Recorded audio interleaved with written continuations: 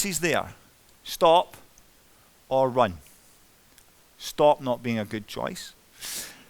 So I ran a couple of strides. It was my inside foot. It was obvious that I could make a reasonable go of it. We were sitting on the Soviet athlete's shoulder, and that's exactly where I wanted to be, and that's exactly where I wanted to be when I gave the baton to Roger. Exactly. So I just sat on him and came down the back straight, cool as a mountain stream. Cool as a mountain. But I looked like the Flash, because my hair's like this. And I just sat on him. And as we swept into the bend, the crowd was really getting excited and shouting. And I thought, something's going on behind me. Then a shadow fell upon me. Harold Schmidt, European 400 hurdle record holder and champion. That shape. And the three of us swept off the bend together. And of course, what I'm trying to do is I'm trying to see where my athlete is, Roger Black, is, to run towards Roger. He's not even looking. He was just checking that all the cameras were switched on. Everybody ready? Everybody okay? We ready? Okay, Brian, give me the baton. And I ran and I passed the baton. And what you're supposed to do is charge out of the box as quickly as you can to get away from this. There's 16 athletes in this enclosed area. Get out of there as quickly as you can. Roger takes the baton and just sort of ambles out, allows Kratochkin from the Soviet Union and Ralph Lupka to go in front of him. Ralph Lupka's leading the race at this point. Now I'm telling you this like I remember it. Of course I don't. I remember it by watching it on television. Because when I was running, couldn't tell you what it was like. Because it's in the zone, the whole in the zone thing, you don't remember your best races. So I passed the baton over, and the world comes back in again. Now here we are with my first real opportunity to win a major medal. And what am I thinking? Has anybody seen my shoe? Here you are, big man. Oh, thanks very much. And I walked to the out. No, what you're looking at? They're looking across at the translators now. This has gone awry, hasn't it? So I had no idea where Chris and Derek were. So I went to the outside of the track with my shoe in my hand, watching Roger going into the back straight. And Roger Black was a phenomenally talented athlete. I mean, at the age of 19 he was at that time. You can see him just go, I think I'll go past you now, and just come up and eased past Kratochkin onto Ralph Lupka's shoulder. Crowd are going berserk because we're in Stuttgart and it's West Germany. And I remember standing watching him with my shoe in my hand, like that. Some athlete, Roger, look at that. Fantastic. Got a chance, Roger, he's got a chance. And he swept round the bend. Had a wee look round Ralph Lupka just to check the cameras were all switched on. And he just absolutely blew past them. I mean, a phenomenal athlete. I mean, I've got to be really careful here, but my favourite part of the whole video is actually the crowd. All going, hey, we're going to win, we're going to win, we're going to win. Oh. And he absolutely blew past Ralph and crossed it. And I was still standing on the outside. I'm going, oh, that's wonderful, isn't it? That's fantastic, look at that. And I saw Derek and Chris running towards him. Before I realised, I remembered it was me as well. So, oh, hello. And I come. So, my lovely assistant here at the front is going to press the button. And hopefully we're going to see. It's so long ago it's nearly black and white. The first leg running lanes all the way, and the first bend of the second leg. And they break in the back straight on the second leg. Spain have gone up very quickly, but it's Mola of East Germany right on the outside. So it's not got a true Derek picture. Redmond's running well too, closing down on the Spaniard. As I said, if you ever want to teach a kid what good technique looks like, especially at the end of a 400 metres, the former UK record holder, fourth in the individual on Thursday night. But don't forget, you won't get the true picture until the stagger and wind these after people the are first in bend of the second leg. serious pain. Fine run by Derek Redmond. Put Britain right in there. Every time I see this, Chris Akabusi with hair, just he doesn't have any now. East Germany. And Vladimir Krylov, Great Britain already with a 200-metre gold medalist on the inside. West Germany third, Italy 4, and East Germany have gone right back into 5th place. A wee bit of violence coming up. The inside. There you go. And Redmond and Akabusi won't let him. Edgar Ittett behind, really good West German hurdler actually. Edgar. Reserve, running a fine leg. For the Soviet Union, that's Krylov, the 200-metre gold medalist. West Germany in 3rd place with it, and Italy 4th. East Germany going right out of it. Here we go. Soviet Union hit the front. Great Britain in 2nd place, West Germany 3rd, Italy 4. And Brian Whittle now with the test of his young life. And a shoe came flying off then, and I think it was possibly Brian Whittle's. Good shout. A shoe went. See, I'm sitting in the absolute. I was given the baton in the perfect spot. Look at the hair. That's a fright. Why did nobody tell me? Get your hair cut. And I think he looked like Harold Schmidt. What an athlete he was. Who's lost the shoe, but which seems to making no difference to any of them.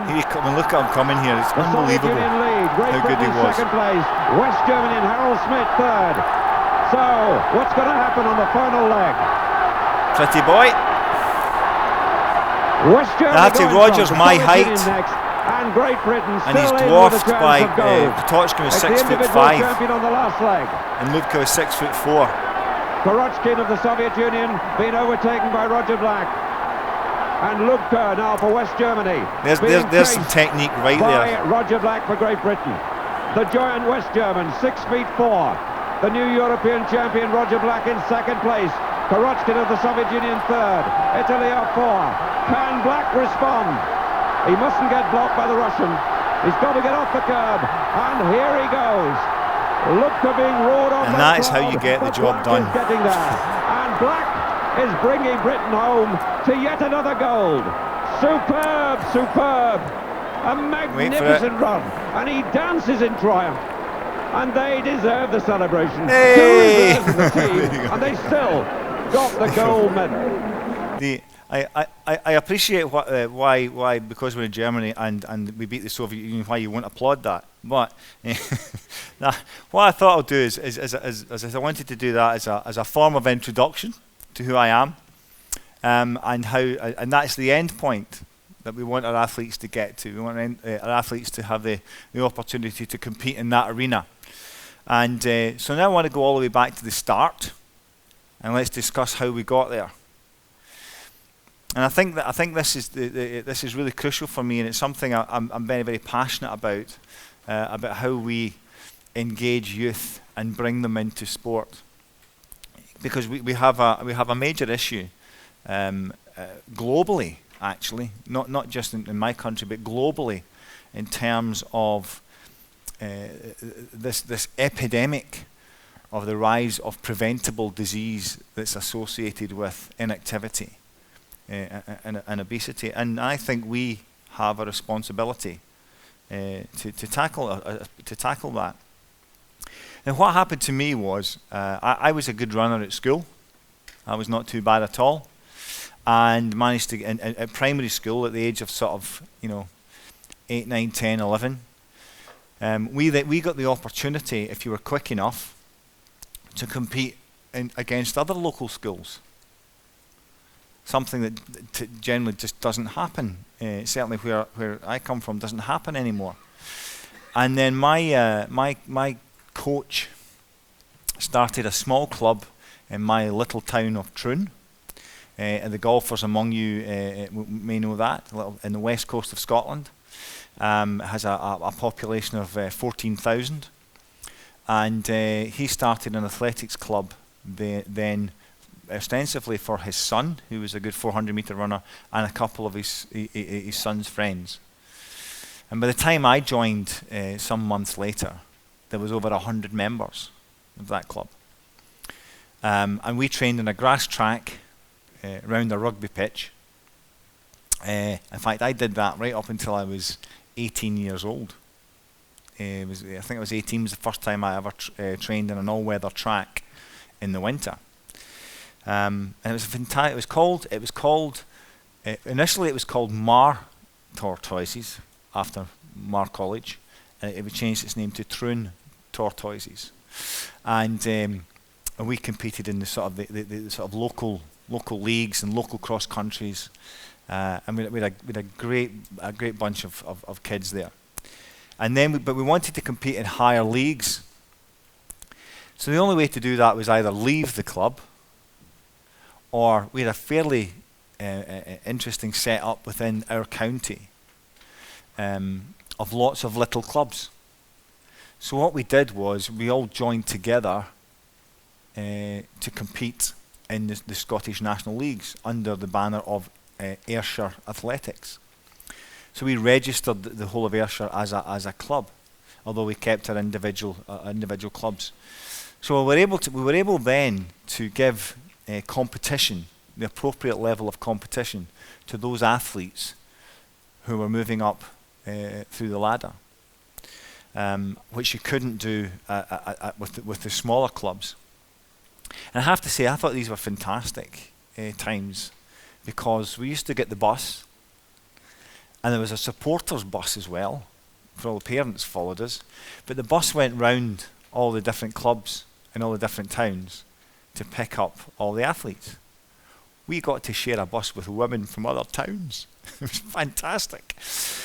And we created a lot of it was a lot of buzz, there was a lot of fun during all of that time, and we got to compete at the Scottish National League from the age of 17 onwards. I then had to I competed for Ayrshire as a senior, but that scene broke up, and I joined my club Ayr Seaforth, which was the biggest club within Ayrshire, and competed for them. I then, when I made the British team, I met some of my current friends who were members of different clubs, some of the big sort of British clubs. But I had friends that were in Haringey AC from London, and they asked if I would join them for the British League, which I did do, not without its problems. The British League the clubs in the British League tried to ban me from running in the British League because I was Scottish. Last time I looked, Scotland was in Britain, but there you go. And but anyway, our team manager turned up at the first meeting wearing a Scottish kilt. It was really funny, and daring them to do something about it, and that actually changed the rules and the laws governing sport in the UK. That movement. I wasn't the first Scot to do it, but I was the most prominent one to do it. And then we competed for Haringey in the British League. So that gave me another level of club competition that I could step to. And then when Haringey won the British League, it allowed me. This is us. Seb Coe's in there somewhere, and John Ridgeon, silver in the 110 high hurdle worlds. Tory Jarrett won the Commonwealth. And there's another one of our tracksuits. But when we got into the European clubs championships and got to compete at a higher level, so I had a hierarchy of competition that was available to me, because I could still run for my Scottish club in Scotland, I could run for Haringey in Britain, and I could run in the European clubs. So it gave me the opportunity to what I would say, learn my trade, learn how to race in open competition, which I think is something we miss today. We're not so good at that. I watch a lot of the sort of Golden League type races now are very much set up races. So when a lot of the athletes turn up at major championships, they haven't learned their trade. I think the other thing that the clubs can do well is how they bring. I mean, I did every event. I remember trying desperately to win a medal at the Scottish Schools Championships every year. I did everything. I did 2,000 metre steeplechase one year, because I thought that I must be able to win something at that. I forgot it was 2,000 metres and there was things you had to jump over. I did the 800, did the 400, did the 200, did the high jump. And I won the high jump, actually, and not a lot of people know this. I was an international high jumper first. I represented the Scottish schools at the British Schools Championships, and promptly came. I was out before the winner was in, which persuaded me that perhaps high jump wasn't for me. But the point of fact is that I tried lots of different events all the way through before. I didn't turn to 400 metres until I was at university. And the only reason I turned to 400 metres, I was an 800 runner, was because I'd been injured during the winter and didn't have any background, and my coach said, let's do some 400s to get your speed up. All right, coach, made the international team. Okay, let's do it for one more year. This was 1983, and pass it on. That's my girls, or my daughters. And in 1983, I made the Scottish team, and got my first international down in England against, funny enough, Chris Akabusi and Phil Brown, and got absolutely smashed out the park, but ran a personal best. So we decided to stay for another year, and then another year, and then the Europeans, the Commonwealths were coming around, so we stayed for that. And then the Olympics were coming in 2 years. We'll better stay for 400s for another couple of years. So I actually ended up finding 400 metres by accident. Moved up to 800s in 1988 for 4 years, and then back down again. But the point is that without the club structure, we have to look at the stepping stones. If we bring kids in at the bottom end, when they come in, when we encourage them into our sport, what are the stepping stones that you have in place to allow them to get to where where they want to get to, or where they potentially can get to? Are they in place?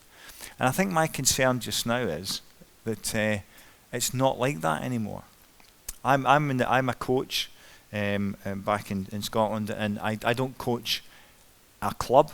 I coach individual athletes from various clubs, and but at the track that I train at, there are 2 clubs who train together on the same night, or they train separately on the same night at the same track.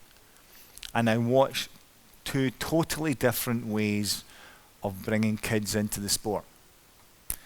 On the one hand, you've got a club over here who get the little tiny mini hurdles out, they get the med balls out, and they do little shuttle relays, and they do dodgeball, and they do lots of little play game type movement pattern type games.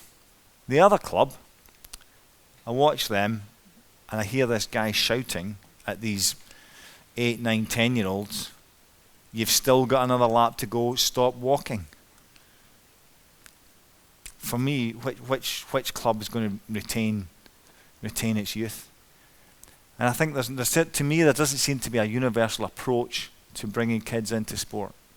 How do we bring them in? How do we get them excited? How do we keep them excited? How do we allow them to progress? Which I think, again, I had the same coach from the age of 10 years old all the way through till I retired when I was 32. He developed with me. But nowadays, I don't get what's going on. I mean, athletes change coaches, almost at will. Or coaches hang on to athletes. They don't allow, when an athlete outgrows their knowledge, they've only got 2 choices in my book: either move them on or increase your coaching knowledge. And I don't think that happens enough. I don't think we excite kids anymore, or enough. Sorry, I don't think we excite kids enough. We're certainly not bringing enough of them into sport at the moment, as the numbers will tell you. And he says, I come from an era where European athletics was dominant in the world.